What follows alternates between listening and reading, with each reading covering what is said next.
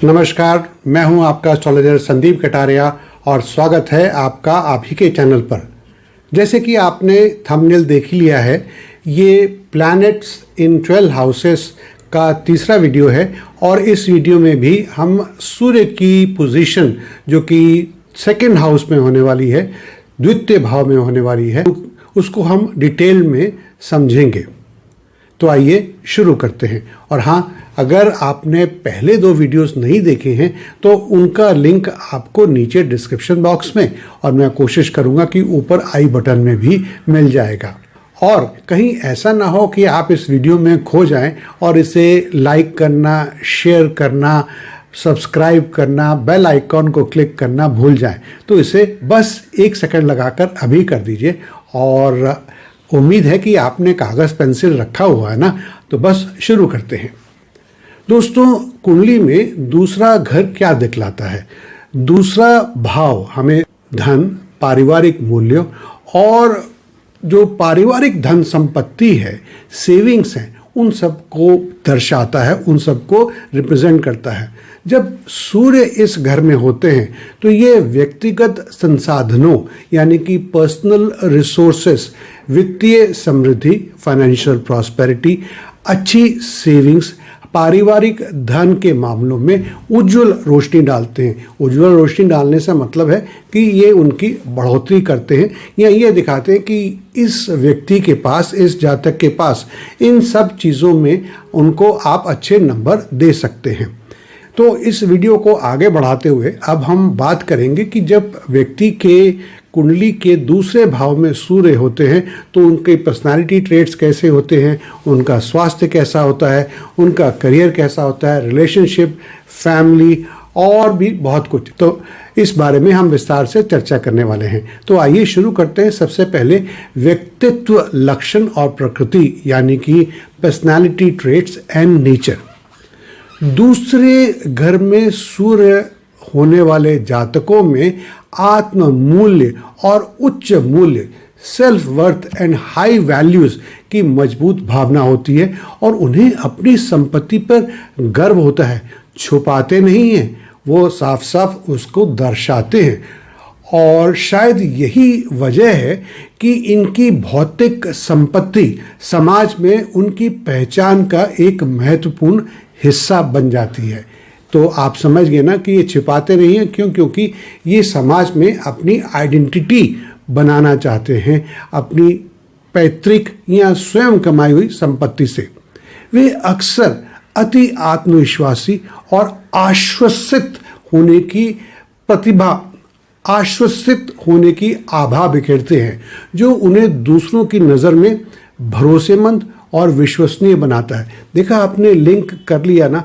पहले इनके पास धन होता है, चाहे अपना हो या पैतृक धन हो, इनके अंदर आत्मविश्वास होता है और इन दोनों चीज़ों को ये बिना किसी झिझक के, बिना किसी शर्म के समाज में दिखाते हैं और अपनी आइडेंटिटी को इस्टेब्लिश करते हैं, उसको बल्कि ऊपर उठाते हैं। और इससे क्या होता है कि इनकी समाज में इनकी इमेज बन जाती है कि भाई ये बड़े ही भरोसेमंद हैं, बहुत ही विश्वसनीय हैं। अब आपने देखा वैदिक एस्ट्रोलॉजी में कैसे एक चीज़ को दूसरी चीज़ से आप कनेक्ट कर सकते हैं। इनमें धन संचय करने की आदत होती है और वित्तीय मामलों में इनका दृष्टिकोण साधन संपन्न यानी कि रिसोर्सफुल और व्यवहारिक यानी कि प्रैक्टिकल होता है। हालांकि उनका आत्मसम्मान कभी कभी उनकी वित्तीय सफलता से निकटता से जुड़ा हो सकता है, जिससे वे इकोनॉमी में जब उतार चढ़ाव होते हैं उसके प्रति थोड़े सेंसिटिव, थोड़े संवेदनशील हो सकते हैं। चलिए अब बात करते हैं स्वास्थ्य और जीवन शक्ति के बारे में। दूसरे घर में सूर्य आमतौर पर शारीरिक जीवन शक्ति और समग्र कल्याण की तरफ व्यक्ति को ले जाता है। Overall wellness, overall fitness. ये व्यक्ति अक्सर मजबूत स्वास्थ्य का आनंद लेते हैं और एक लचीली शारीरिक संरचना का आशीर्वाद प्राप्त करते हैं। वे अपने स्वास्थ्य को पूरा महत्व देते हैं और इसे अच्छा बनाए रखने के लिए समय और प्रयास, टाइम और एफर्ट्स दोनों लगा देते हैं। नियमित व्यायाम, संतुलित आहार इनके लिए सामान्य और दैनिक डेली प्रैक्टिस हो सकती है। हालांकि सूर्य के प्रभाव इन्हें गले, गर्दन और वोकल कॉर्ड्स से संबंधित स्वास्थ्य समस्याएं दे सकते हैं, इसलिए इन्हें इन एरियाज को लेकर सावधानी बरतने की आवश्यकता हो सकती है। दोस्तों, मैं उम्मीद कर रहा हूं कि आप नोट्स ले रहे हैं या आप इस वीडियो को दोबारा देखेंगे। और हाँ, मुझे कमेंट बॉक्स में ज़रूर बताइएगा कि आपकी कुंडली में अगर सूर्य द्वितीय भाव में है या आपके किसी निकट संबंधी की कुंडली में सूर्य द्वितीय भाव में है, तो क्या जो मैं बता रहा हूँ और जैसे वो व्यक्ति हैं, क्या वो मैच करती हैं दोनों चीज़ें? अगर हाँ या ना भी, तो आप नीचे कमेंट बॉक्स में मुझे ज़रूर लिखकर फीडबैक दीजिएगा। तो आइए अब बढ़ते हैं करियर और महत्वाकांक्षाओं की ओर। दूसरे घर में सूर्य होने से व्यक्ति में धन अर्जित करने की एक स्वाभाविक प्रतिभा होती है। अगर मैं मिली-जुली भाषा में बोलूं तो इनके अंदर एक नेचुरल टैलेंट होता है मनी अर्न करने का, और वे अक्सर फाइनेंस, बैंकिंग, इन्वेस्टमेंट या एंटरप्रेन्योरशिप से रिलेटेड एरियाज में ही करियर बनाते हैं। क्योंकि ये उसी की तरफ ही आकर्षित होते हैं। इनकी महत्वाकांक्षा अक्सर इन्हें वित्तीय सफलता और भौतिक संपदा के अधिग्रहण यानी कि एक्विजिशन की ओर ले जाती है, और ये उसमें सफल भी हो जाते हैं। ये मेहनती कार्यकर्ता होते हैं और अपने वित्तीय लक्ष्यों को प्राप्त करने के लिए जो भी ज़रूरी प्रयास करने हैं वो सब करते हैं। वित्तीय गतिविधियों के अलावा ये उन व्यवसायों में उत्कृष्टता प्राप्त करते हैं जहां पर वे जीवन के मूल्यों और विश्वासों को संचारित करते हैं, जैसे कि पब्लिक स्पीकिंग, जैसे कि मोटिवेशन स्पीकर, जैसे कि मार्केटिंग आदि आदि। चलिए अब बढ़ते हैं रिलेशनशिप और फैमिली की तरफ। इनका नेचुरल इंक्लिनेशन हो सकती है, मैं बात कर रहा हूँ जिन लोगों का सूर्य दूसरे भाव में, कि व्यक्तिगत संबंधों में यानी कि रिश्तेदारों में, फैमिली मैटर्स में ये अपने प्रियजनों की ज़रूरतों का ध्यान रखें और भौतिक साधनों यानी कि मटेरियलिस्टिक रिसोर्सेज के माध्यम से उन्हें सुरक्षा की भावना प्रदान करें। ये इनके अंदर की एक तीव्र इच्छा हो सकती है।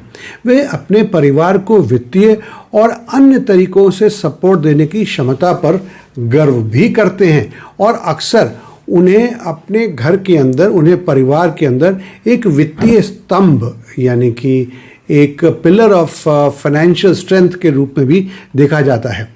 हालांकि ये कभी कभी व्यक्तिगत संबंधों में चुनौतियों का कारण भी बन जाती है। वो कैसे, मैं समझाता हूँ। मान लीजिए कुछ फैमिली रिसोर्सेज या फैमिली वेल्थ जो है वो कंबाइंड नाम पर है, यानी कि 3-4 लोग उसकी को ओनरशिप रखते हैं, तो इनके अंदर तो बहुत ही महत्वपूर्ण दिखने की और रहने की या और हर चीज़ को कंट्रोल करने की भावना होती है ना, तो इसकी वजह से कभी कभार थोड़े से टकराव हो सकते हैं। आइए अब वित्तीय और आर्थिक मामलों की भी बात कर लेते हैं। दूसरे घर में सूर्य वाले व्यक्तियों के लिए वित्तीय मामले अत्यंत महत्वपूर्ण होते हैं। उनके पास अपने संसाधनों यानी कि रिसोर्सेज का प्रबंधन यानी कि मैनेजमेंट करने का प्राकृतिक एक नेचुरल क्वालिटी होती है, और वे अक्सर आर्थिक रूप से स्मार्ट और समझदार होते हैं। सेल्फ वर्थ की मजबूत भावना उन्हें धन संचय करने और वित्तीय सुरक्षा की तलाश करने के लिए प्रेरित करती रहती है। मतलब कि इनके अंदर से ही एक मोटिवेशन रहती है। इन्हें बाहर से किसी के कहने की आवश्यकता नहीं होती है कि भाई सेविंग करो, फाइनेंशियली सिक्योर हो जाओ, फाइनेंशियली इंडिपेंडेंट हो जाओ। जब निवेश या वित्तीय प्रयासों यानी कि इन्वेस्टमेंट और फाइनेंशियल एंडेवर्स की बात आती है, तो ये जोखिम लेने से भी नहीं डरते हैं। अब तक तो आप समझ गए होंगे कि सूर्य किस तरह का असर डालता है। हालांकि इन्हें अपने आत्मसम्मान को अपनी वित्तीय स्थिति से जोड़ने की बड़ी सख्त अंदर से इच्छा होती है, परंतु आर्थिक अनिश्चितताओं के चलते इनके अंदर नहीं, मार्केट में क्या हो रहा है, देश में क्या हो रहा है, वर्ल्ड इकोनॉमी में क्या हो रहा है, ये भावनात्मक रूप से थोड़े अशांत हो सकते हैं, इमोशनल टर्बुलेंस हो सकती है। इसलिए इस चीज़ को लेकर थोड़ा इमोशनल कंट्रोल और बैलेंस बनाए रखने की आवश्यकता पड़ सकती है। अब कंक्लूड कर देते हैं।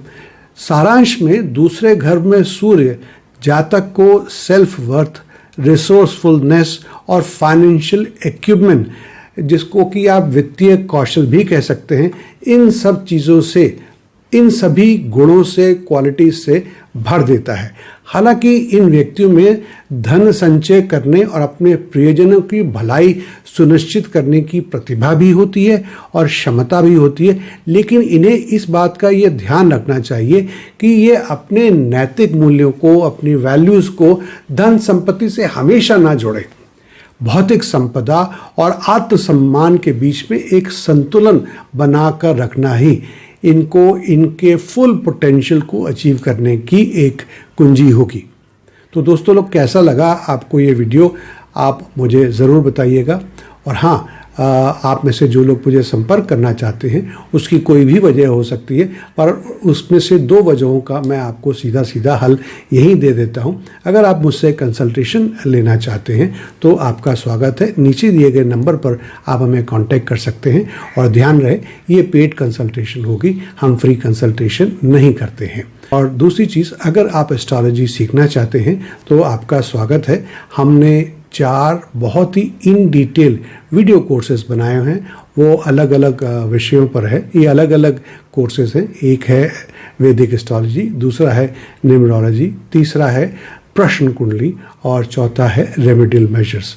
तो उसकी इंफॉर्मेशन भी आपको हमारे वेबसाइट पर, वेब पेज पे मिल जाएगी। इसका हमने नीचे लिंक दे दिया है। इसके बाद भी अगर आपको कोई क्लैरिटी चाहिए, क्लैरिफिकेशन चाहिए, तो आप हमसे संपर्क कर सकते हैं।